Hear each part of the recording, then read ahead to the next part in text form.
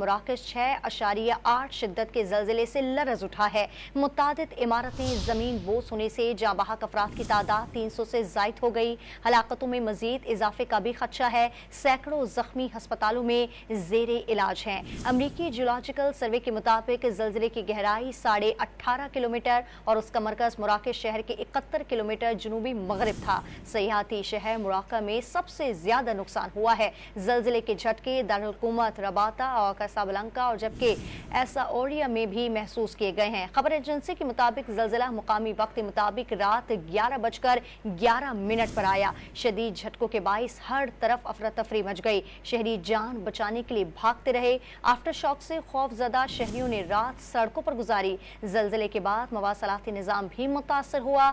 जल्जिले के बाद मुनहदम इमारतों का मलबा हटाने का अमल जारी है। मजीद अफराद के मलबे तले मौजूद होने के तहत हलाकतों में इजाफे का खदशा है।